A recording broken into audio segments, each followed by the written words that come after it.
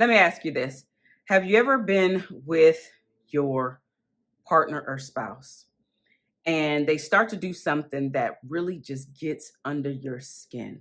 And it could be them chewing on something, right? Or it could be a cologne or perfume that he or she is wearing. Or it could be a noise that you hear, right? And something about you just starts to get angry and enraged, but you don't have no idea what that thing is or why it's even happening to you. Well, I'm here to break down what's actually happening to you because these things are known as your triggers.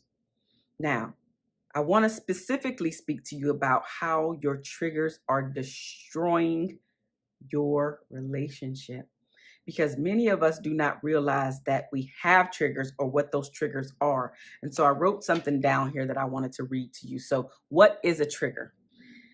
A trigger is an intense emotional distress that you feel when reminded of a past traumatic experience. That's right. Your triggers are past traumatic experiences that are coming up in that moment. And why you get frustrated and infuriated and angry and pissed off and ready to fight somebody is because of what happened to you in the past. So now let me bring it home for you. Your past traumatic experiences, those triggers specifically, when you smell the smell, maybe it was somebody's cologne. So say for instance, and just rock with me because this is going to be a little tough in the beginning. Say for instance, you were molested or raped and you remember the man's smell. And then 10, 15, 20 years go by, you think that you're over it and you smell his smell. You don't see him. It's somebody else completely different. But you are now pissed off, enraged, ready to fight, or you flee, run away, shut down, get out of there, or you just freeze and do nothing because you don't know what to do. Your body can't move, your body can't react, and so you're stuck. Those triggers are destroying your relationship because you have yet to deal with what happened to you in the past. Now, some triggers are less severe than the example that I just used. And I'm specifically going to talk about the trigger that I had. I'm over it now. I've dealt with it. But before I dealt with it, my trigger was my chocolate skin. And it wasn't a trigger.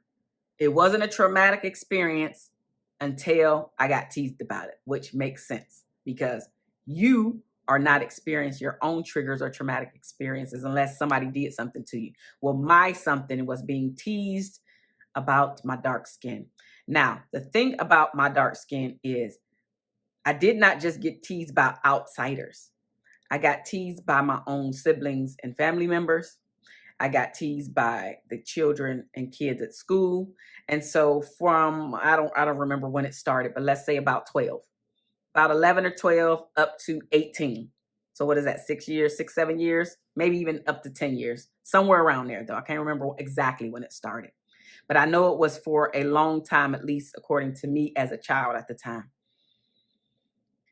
And being teased day in and day out, all day long. And I didn't have the tools or strategies to be able to block, or even speak up and use my voice.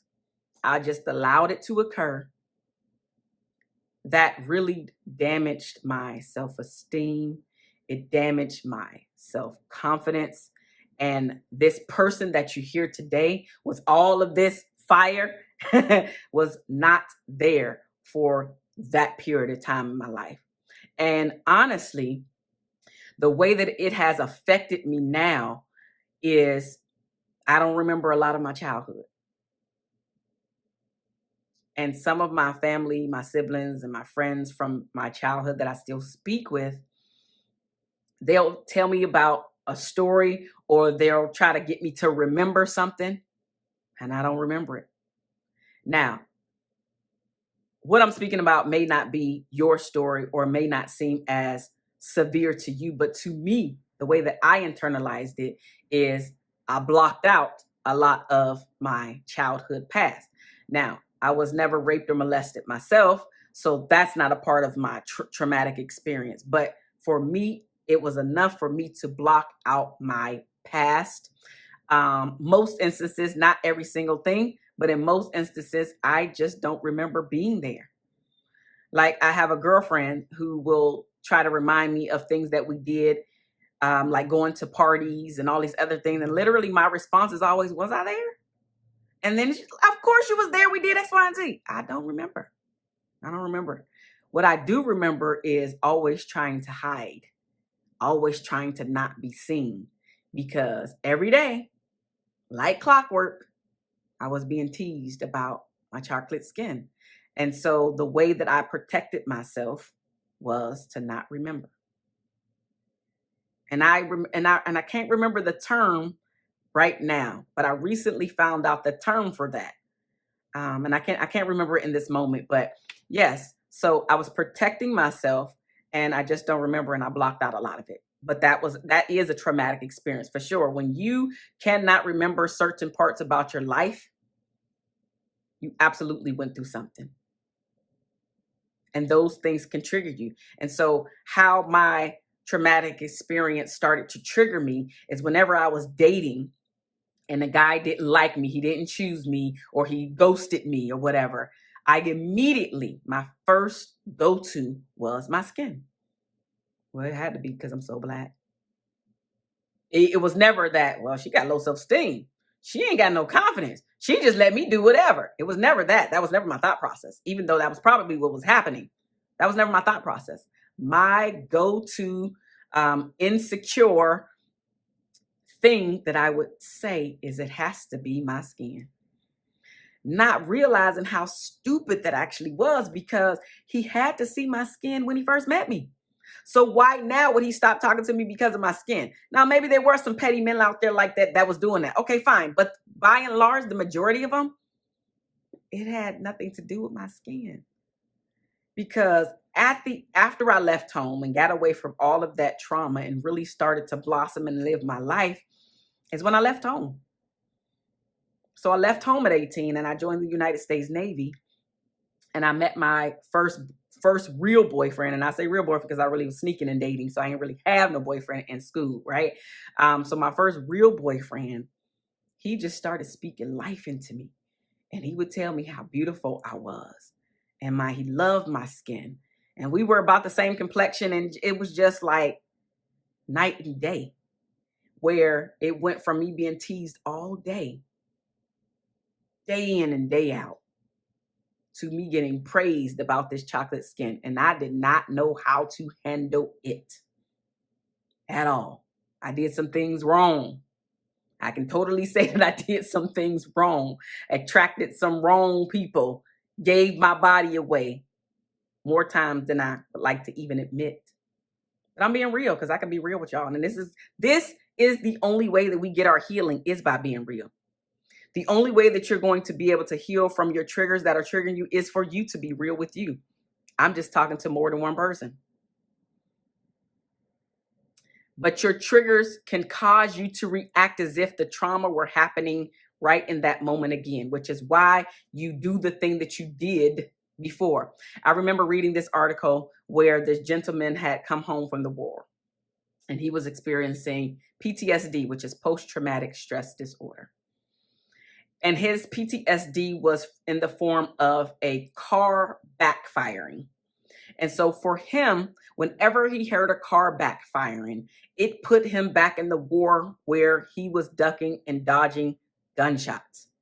And so this one particular day, he was walking down the street with his girlfriend, and she heard it just like he heard it, but the reaction was completely different. His reaction was to duck in between two cars, and her reaction was to be like, what is happening with you? But that's when she really found out what was happening with him. After the incident, he was able to say, oh, whatever. He told her about the war and the gunshots and everything, which is why, she understood. But at that moment, prior to understanding what the heck he was doing and why he was ducking and dodging a backfiring of a car, she had no idea.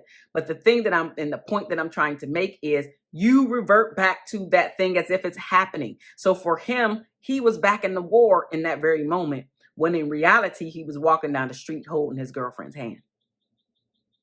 Which is why you also do the exact same thing. So back to my example of being molested or raped, and you smell, now you smell this person again.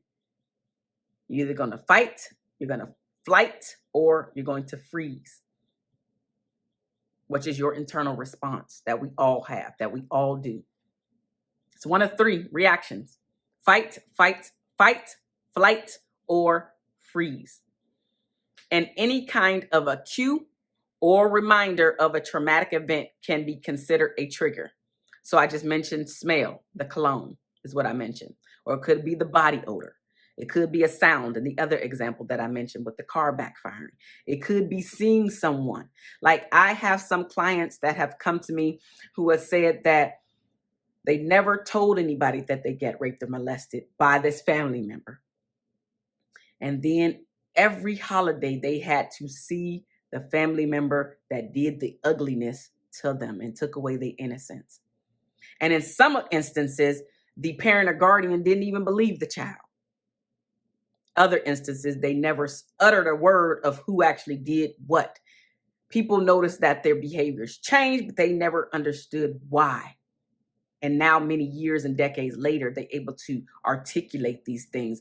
And these people that they see, the smells that they smell, the sounds that they hear, even somebody can touch you a certain way that can trigger you to turn into somebody different. And they have no idea what's going on, which is why the triggers are destroying the relationships. Because when we do not deal with our past traumatic experiences, this is exactly what happens. The other person, your partner in this case, has no idea why you're shutting down, why he's being shut out. How come you two can't enjoy sex like you once did? Because in his mind, nothing was bothering you before. Now all of a sudden, you can't have sex as much, or you don't want to be touched in this way. You're angry all the time, frustrated. It's because you've never dealt with your past traumatic experience, which is why you're still being triggered and being put back in that moment as if it's happening present day. When you're triggered, you have the automatic response, which is what I meant earlier, which is the fight, flight, or freeze. It's the automatic response. It's not something that you even have control over doing, which is where the word automatic comes from. You just automatically protect yourself. Automatically protect yourself. But that automatic protection is where the other person who's receiving it is like, whoa, what just happened? Why you blowing up like this? I didn't even do. Like they're really just trying to figure it out. It's that automatic response. You just reverting back to doing the thing that you need to do to protect yourself. When you're triggered, right, your heart may start to race. Boom, boom, boom, boom, boom, boom. Like you can feel it. You even think that other people can hear your heart, but nobody can hear your heart. You can hear your heart, and it's because it's racing. Maybe your fist even automatically clench up because you about to fight somebody. You about to tear something up in here. Because the thing about it is that most of us did not have control over the person or the thing that was stealing away our innocence, right? Where the trigger happened. We didn't have control. And so now I got control. That ain't about to go down the way it went down. That is never happening to me again, which is where those fists come in automatically because you about to tear somebody up. Another thing is you could sweat and profusely, like you sweating a whole lot. this is the automatic response, trying to get you ready to protect yourself. You may even be on guard at all times. Maybe you even experience flashbacks like the guy did, as far as that came home from the war. You may even start having nightmares, or even currently having nightmares. And you could begin to avoid situations and or people because, again, you're in protection mode. Not realizing that you staying in your bubble is keeping your spouse out, keeping your children out, is keeping your friends out. And all of these people love you. They want to see you happy. They want to see you healthy. And they feel like they have that, like they can't do anything for you. But it's because they don't realize what is happening to you. And so if you need some help, I really, really, really want to invite you to get you some help. Go speak to someone who can help you to get rid of these triggers and help you to start healing through these traumatic experiences. Now, for me, I don't specialize in this, but I do know that this is something that is plaguing relationships overall, but specifically in the Black community. This is plaguing our relationships. These triggers are plaguing our relationships. Again, I do not specialize in triggers, but absolutely get the help that you need so you can get the relationship that you deserve, as well as desire, as well as your children deserve to see, as well as your spouse deserves to receive from you. But they cannot receive something that you're not able to willingly give. And the thing about triggers is you might not even realize that you are being triggered. But if you're watching this far or listening this long, then there is something within you. And it could be something minor, like I talked about mine. I understand now that a lot of the people that were teasing me specifically for my little T trauma, because they're little T traumas and there's big T traumas. Mine is considered a little T. If you've been raped or molested or seen something very devastating, absolutely, that is a big T trauma. Again, I don't specialize in it, but I know that these are destroying relationships, because for me, for the longest time, I was destroying my own relationships because I had no idea that my trauma, my traumatic experiences was what was keeping me stuck and attracting the same people over and over again, and not reaching the next level in love because I had low self-esteem. I had low confidence, and it was destroying the relationships because you're really attracting the person where you're at today. So if I had low self-esteem, then 9 times out of 10, the person that I was dealing with had low self-esteem as well. I had low confidence. And maybe he did have high confidence, which is why he was able to see my low confidence. Was like, nah, I'm good. She looked good, but nope. She ain't ready for me. And I get that now. I didn't get it back then. And you too can get it, but you got to get the help. You got to seek out the help so somebody can help you get to the next level in your life. And not just your love life, but just your life overall, so you can be a better human being, so you can be a better person in society overall. But then you can also understand who you truly are, so you're able to articulate that to your spouse or your significant other, and even to your children, because sometimes children believe that they are the cause of your anger or your frustration, and they should not ever feel that way. And so if you want to break these generational curses that we have within our relationships, then you have to be the change that you are seeking. Do not allow these triggers and your past traumatic experiences to run your life.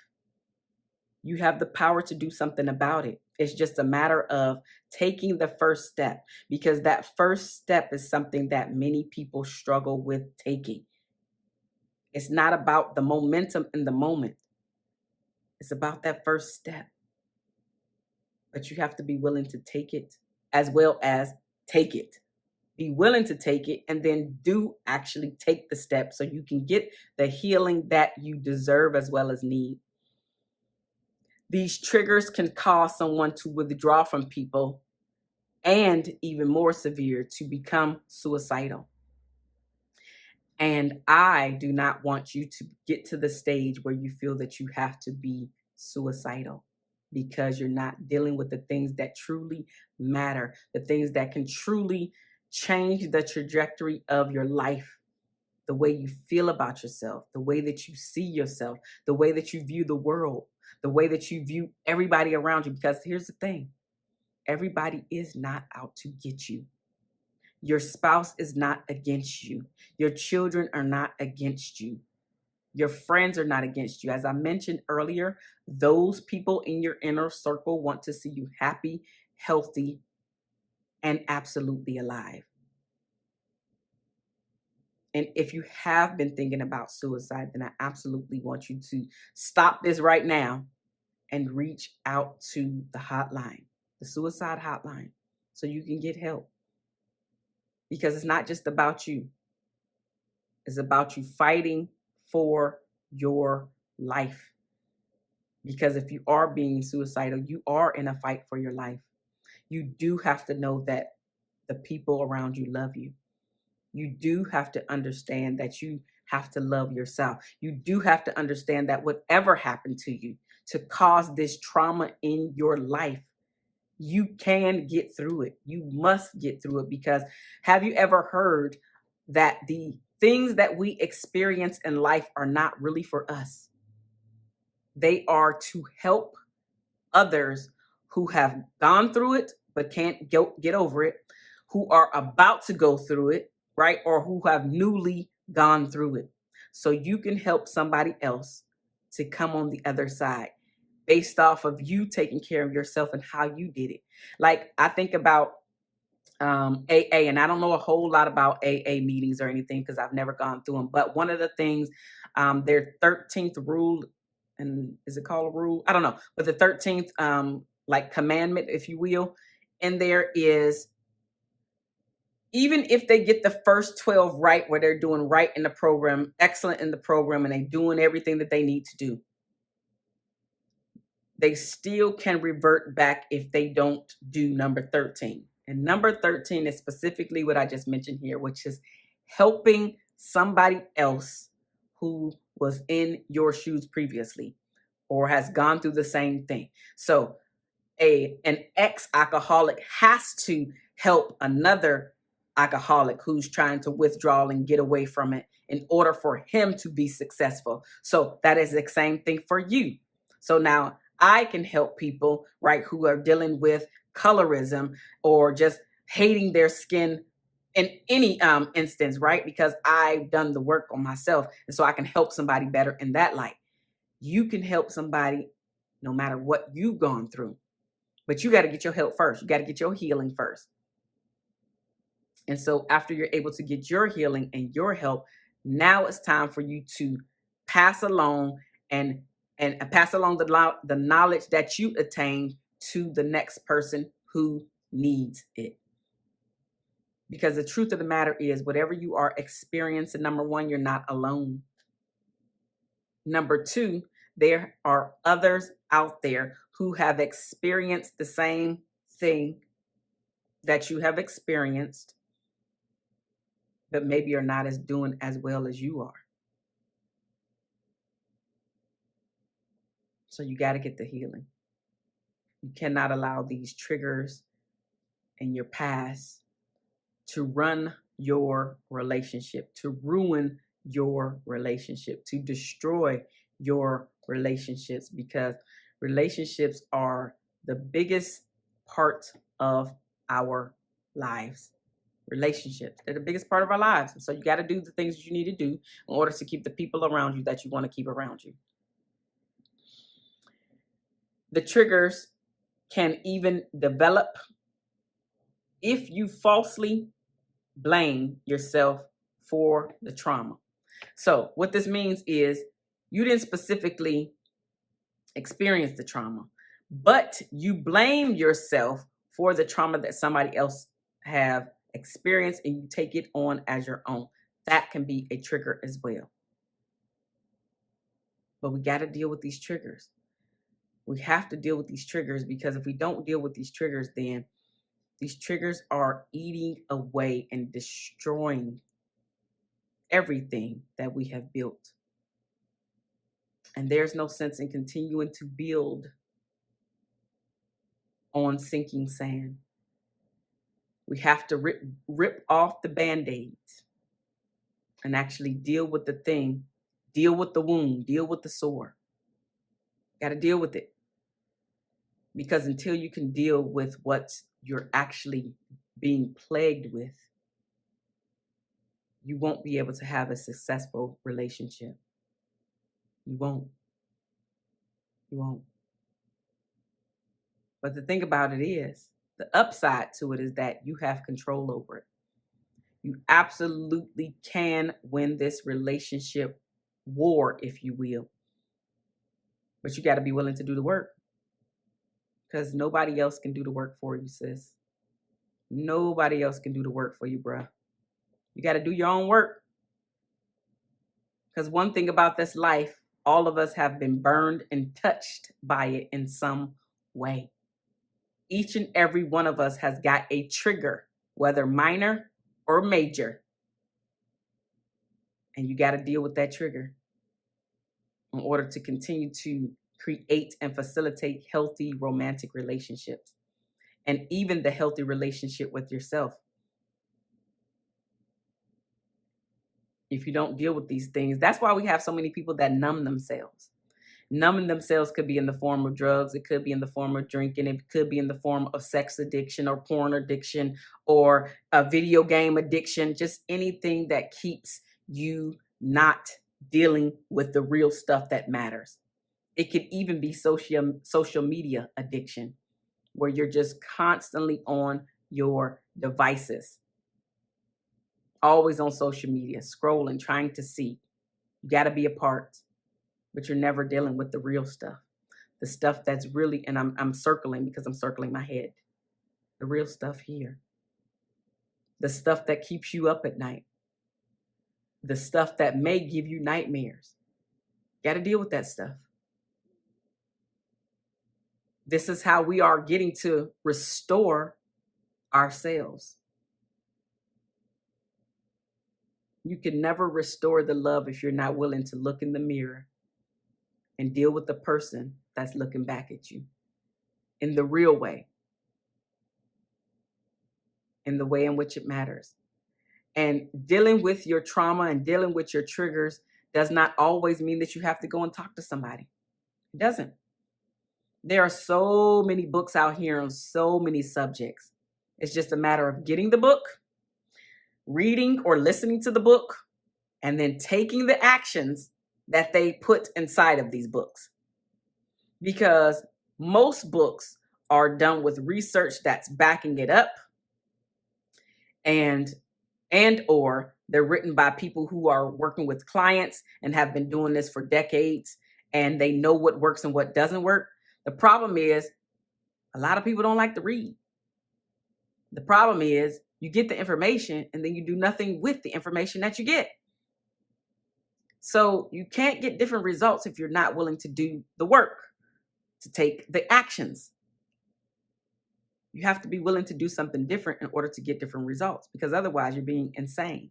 What's the definition of insanity? Doing the same thing over and over again, expecting different results? Not gonna work. In order for you to kick these triggers to the curb for good, you must deal with them. You got to deal with them. Can't keep running away from them, because how is that working out for you? How blessed do you feel in your life? I mean, I'm curious, seriously. You have the power.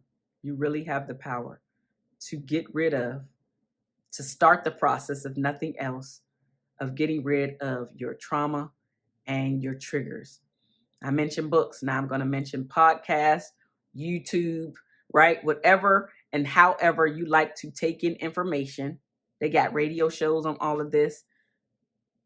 But get the help that you need so you can start moving the needle in the direction of peace and joy. I am Marshawn Olanio. I am your favorite shift relationship strategist, where I help Black Christian women that are married or in long-term relationships to stop feeling disconnected and unloved and shift you to feeling heard, understood, and appreciated via my books, my digital courses, as well as my group coaching program that I have for Black women only. I love you guys, and there's nothing that you can do about it. And I will see you next time. Bye-bye.